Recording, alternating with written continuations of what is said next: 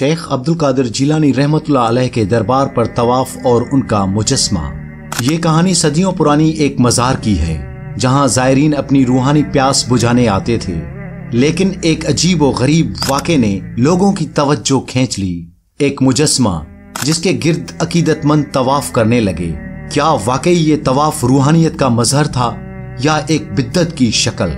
یہ مجسمہ دربار کے صحن میں کیسے آیا اور کیوں اس کے گرد طواف کی رسم شروع ہوئی؟ کیا لوگوں نے مجسمے کو شیخ عبد القادر جیلانی رحمۃ اللہ علیہ کی روحانی موجودگی کا ذریعہ سمجھ لیا تھا یا اس کی حقیقت کچھ اور تھی؟ جب علماء نے اس طواف کی شریعت کے اصولوں کے خلاف قرار دیا تو عوام کا رد عمل کیسا تھا؟ کیا یہ ایک آزمائش تھی یا عقیدت مندوں کی بھول؟ اور سب سے اہم سوال، کیا مجسمے کی موجودگی نے لوگوں کی روحانی زندگی پر کوئی اثر ڈالا؟ یہ کہانی ان رازوں سے پردہ اٹھاتی ہے جنہوں نے ایک دربار کی تقدیر کو ہمیشہ کے لیے بدل دیا۔ یہ ایک قدیم روایت اور قصہ ہے جو لوگوں کے عقیدے اور روحانیت سے متعلق ہے، اور اس کی جڑیں اسلامی تاریخ اور صوفیانہ روایت میں گہری ہیں۔ شیخ عبد القادر جیلانی رحمۃ اللہ علیہ، جنہیں محی الدین اور قطب ربانی کے نام سے بھی جانا جاتا ہے، اسلامی دنیا کے مشہور ولی تھے جن کا مزار بغداد میں واقع ہے۔ ان کے دربار کو صدیوں سے زائرین کا مرکز سمجھا جاتا ہے، جہاں لوگ دعا مانگنے، روحانی برکتیں حاصل کرنے اور ان کی عقیدت کے اظہار کے لیے آتے ہیں۔ جب شیخ عبد القادر جیلانی رحمۃ اللہ علیہ اس دنیا سے رخصت ہوئے تو ان کے مزار کی زیارت کے لیے دور دور سے لوگ آنا شروع ہوئے۔ ان کے مزار کے ارد گرد کا علاقہ بہت جلد ایک روحانی مرکز میں تبدیل ہو گیا، جہاں لوگ متلاشی رہتے۔ وقت کے ساتھ زائرین نے دربار کے گرد چکر لگانے کا عمل شروع کیا، جو طواف کے طور پر جانا جانے لگا۔ شروع میں یہ طواف ایک عام سی رسم تھی جو صرف شیخ کے مزار کے احترام اور محبت کے اظہار کے لیے کی جاتی تھی۔ لوگ اپنے دلوں میں محبت اور عقیدت کے جذبے کے ساتھ دربار کے گرد چکر لگاتے اور دعائیں کرتے۔ ان کا ماننا تھا کہ اس عمل سے انہیں شیخ کی روحانی مدد اور برکت حاصل ہوتی ہے اور ان کے مسائل حل ہو جاتے ہیں۔ ایک دن بغداد کے ایک معروف صوفی فنکار نے ارادہ کیا کہ وہ شیخ عبد القادر جیلانی رحمۃ اللہ علیہ کا ایک ایسا مجسمہ تیار کرے جو ان کی عظمت اور روحانی مقام کو ظاہر کرے۔ اس کا مقصد لوگوں کو شیخ کی روحانیت اور ان کی تعلیمات کی یاد دہانی کروانا تھا۔ یہ مجسمہ تانبے اور چاندی کے ملاپ سے تیار کیا گیا اور اسے دربار کے صحن میں ایک خاص مقام پر نصب کیا گیا۔ جب مجسمہ دربار کے صحن میں نصب کیا گیا تو یہ اپنے وقت کا ایک منفرد واقعہ تھا۔ لوگ دور دور سے اسے دیکھنے آتے اور کچھ زائرین نے تو یہاں تک کہا کہ مجسمے کی زیارت کرتے وقت ان پر ایک خاص روحانی کیفیت طاری ہو جاتی ہے۔ ان کے دل میں شیخ عبد القادر جیلانی رحمۃ اللہ علیہ کی عظمت کا احساس مزید گہرا ہو جاتا اور ان کے لیے طواف محبت ایک روحانی تجربہ بن جاتا تھا۔ یہاں تک کہ کچھ صوفی حلقوں نے اس مجسمے کی موجودگی کو ایک علامتی حقیقت قرار دیا۔ ان کا کہنا تھا کہ یہ مجسمہ شیخ عبد القادر جیلانی رحمۃ اللہ علیہ کی روحانیت کی نمائندگی کرتا ہے اور ان کے زندگی کے اسباق کی یاد دہانی کراتا ہے۔ کچھ لوگوں نے اس کے گرد چکر لگاتے وقت مخصوص دعاؤں اور اذکار کا بھی آغاز کر دیا تاکہ ان کی روحانی ترقی میں اضافہ ہو۔ دربار پر آنے والے زائرین میں سے بعض نے اپنے ذاتی تجربات بیان کیے، جن میں سے کچھ نہایت حیرت انگیز تھے۔ ایک زائر نے بتایا کہ جب وہ مجسمے کے سامنے دعا کر رہا تھا تو اس نے محسوس کیا کہ ایک نورانی روشنی نے اس کے دل کو منور کر دیا۔ کچھ لوگوں نے کہا ہے کہ انہوں نے مجسمے کے قریب جاتے وقت اپنے دل کی گہرائیوں سے شیخ کی موجودگی کو محسوس کیا، جیسے وہ خود وہاں موجود ہوں۔ ایک اور زائر جو ایک طویل عرصے سے بیمار تھا دربار پر آیا اور اس نے مجسمے کے قریب بیٹھ کر اپنی شفا کے لیے دعا کی۔ کچھ دنوں بعد اس کی صحت میں نمایاں بہتری آئی، جسے وہ مجسمے کے گرد کیے گئے طواف اور شیخ عبد القادر جیلانی رحمۃ اللہ علیہ کی روحانی برکات کا نتیجہ قرار دیتا تھا۔ جیسے جیسے مجسمے کے گرد طواف کا عمل بڑھتا گیا، علماء کے درمیان اس پر سخت رد عمل سامنے آیا۔ انہوں نے فتویٰ دیا کہ مجسمے کے گرد طواف کرنا اور اسے روحانی فوائد کا ذریعہ سمجھنا ایک بدعت ہے اور شریعت کے اصولوں کے خلاف ہے۔ ان کے نزدیک یہ عمل شرک کے زمرے میں آتا تھا، کیونکہ طواف کا مقام صرف خانہ کعبہ کے لیے مختص ہے۔ علماء کی جانب سے فتویٰ آنے کے بعد کچھ لوگوں نے مجسمے کے طواف کو ترک کر دیا، کچھ لوگ اب بھی اس عمل کو جاری رکھے ہوئے تھے۔ ان کے نزدیک ان کی نیت نیک تھی، اور وہ اسے محض شیخ کی عقیدت اور محبت کا اظہار سمجھتے تھے۔ جب علماء کی مخالفت بڑھتی گئی اور معاملہ بغداد کے حکومتی حلقوں تک پہنچا تو دربار کے متولی پر دباؤ بڑھا کے مجسمے کو ہٹا دیا جائے تاکہ عوامی اختلافات ختم ہو سکیں اور عقیدت مندوں کی توجہ حقیقی عبادت کی طرف مبذول ہو۔ اس وقت دربار کے کچھ متولی اور عقیدت مند خود بھی اس بات پر غور کر رہے تھے کہ آیا مجسمے کا وجود واقعی ضروری ہے یا نہیں۔ شیخ عبد القادر جیلانی رحمۃ اللہ علیہ کی تعلیمات ہمیشہ سے توحید اور اللہ کی ذات پر یقین پر مبنی تھیں۔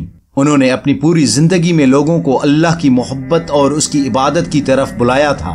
ان کے نزدیک روحانیت کا مطلب دل کی پاکیزگی، اخلاقی صفات اور اللہ کے قرب میں اضافہ تھا، نہ کہ ظاہری رسومات اور چیزوں پر اعتماد۔ جب دربار کے متولی اور علماء نے ان کی تعلیمات پر غور کیا تو انہیں یہ بات سمجھ میں آئی کہ شیخ کی اصل تعلیمات کو مد نظر رکھتے ہوئے لوگوں کو صحیح رہنمائی فراہم کرنی چاہیے۔ اس کا مطلب تھا کہ مجسمے کو ہٹانے کا فیصلہ کیا جائے تاکہ زائرین کی توجہ اللہ کی عبادت کی طرف زیادہ ہو۔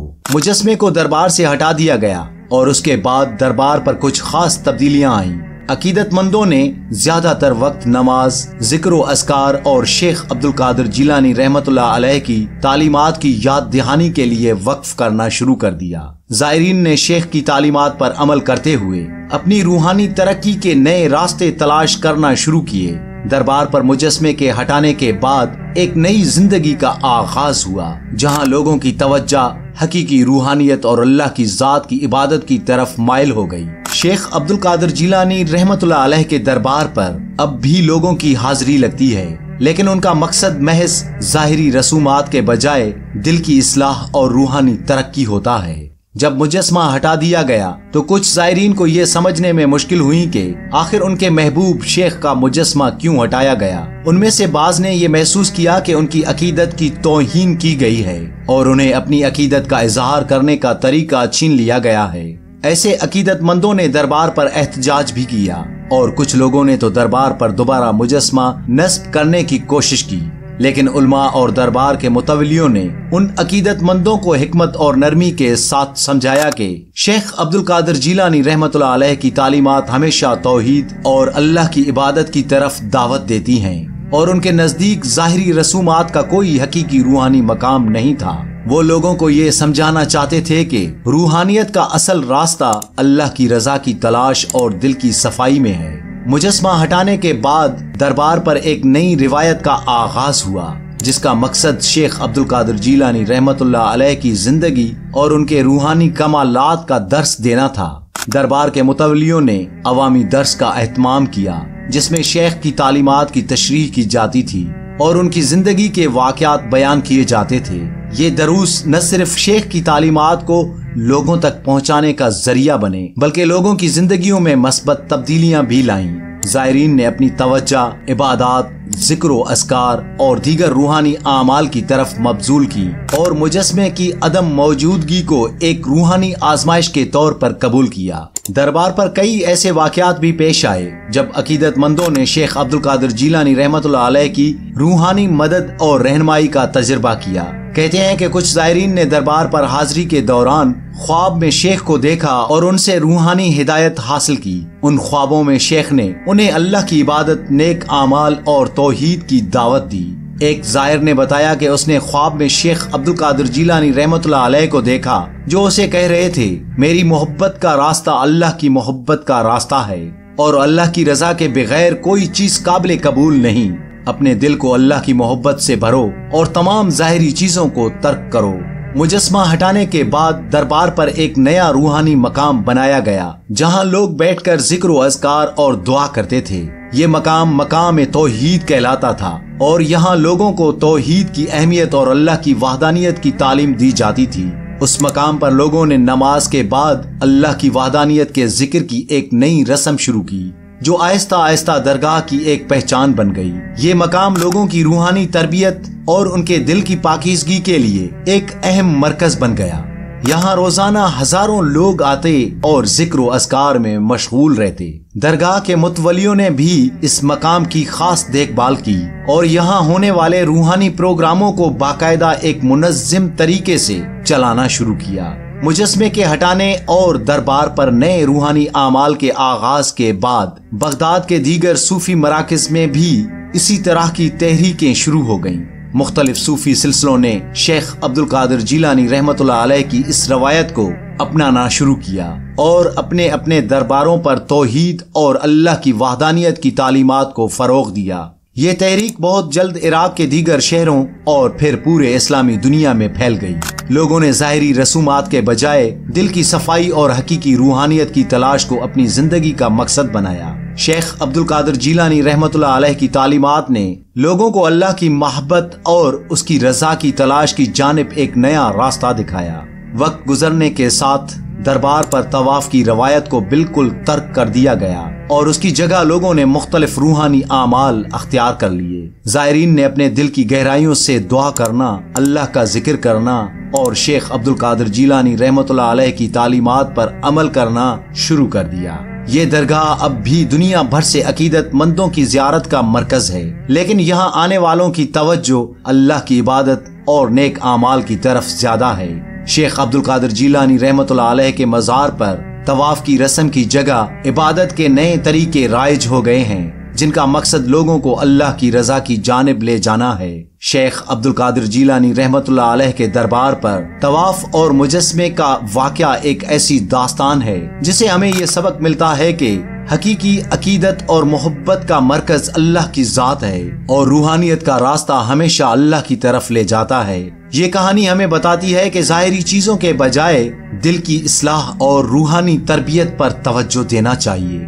یہ داستان ایک یاد دہانی ہے کہ اللہ کی محبت اور اس کی رضا کی تلاش ہی انسان کی اصل منزل ہے، اور شیخ عبد القادر جیلانی رحمۃ اللہ علیہ جیسے بزرگ ہمیشہ لوگوں کو اس راستے کی طرف بلاتے رہے ہیں۔ امید ہے دوستو ویڈیو آپ کو ضرور پسند آئی ہوگی۔ مزید اس طرح کی دلچسپ ویڈیوز دیکھنے کے لیے چینل کو سبسکرائب کیجئے اور بیل آئیکن کو بھی ساتھ میں پریس کیجئے تاکہ نئی آنے والی ہر ویڈیو آپ کو بر وقت ملتی رہیں۔ والسلام۔